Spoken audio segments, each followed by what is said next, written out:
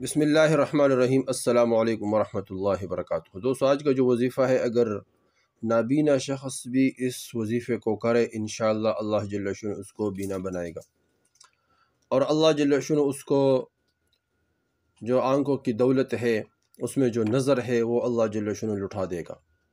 اور اس طرح کوئی بھی آنکھوں کے متعلق کوئی بھی مرض ہو تو انشاءاللہ اس وظیفے کی برکت سے اللہ جل شانہ دور فرمائیں گے، اور اس وظیفے کی برکت سے اللہ جل شانہ ہر حاجت کو بھی پورا فرمائیں گے۔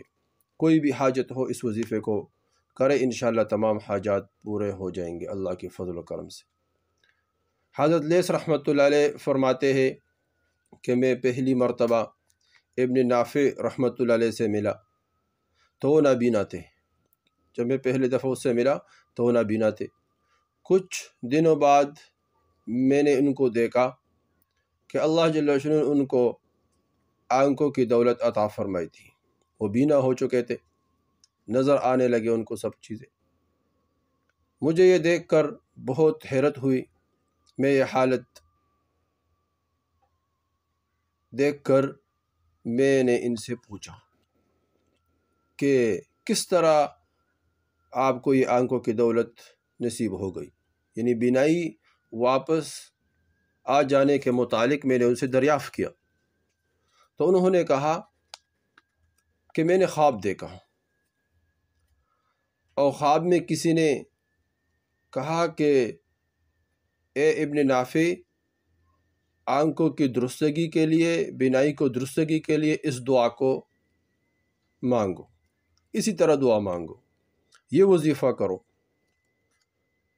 تو میں نے وہ دعا مانگی، اللہ جل شانہ نے مجھے بینائی عطا فرمائی۔ وہ دعا کون سا ہے؟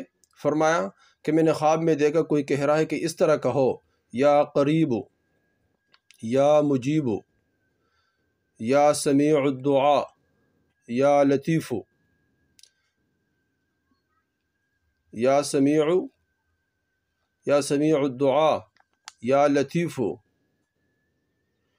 لما یشاء رد علی بصری۔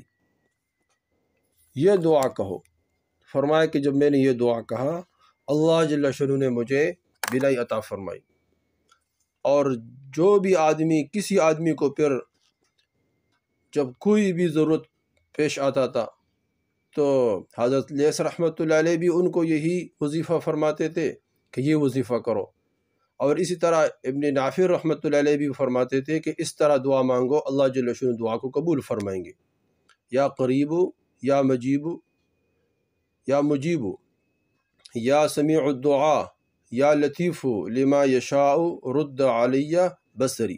اگر آنکھوں کا کوئی مسئلہ ہے تو رد علی بصری کہے، اگر اس کے علاوہ کوئی حاجت اور ضرورت ہے تو یا قریب، یا مجیب، یا سمیع الدعاء، یا لطیف، لما یشاء۔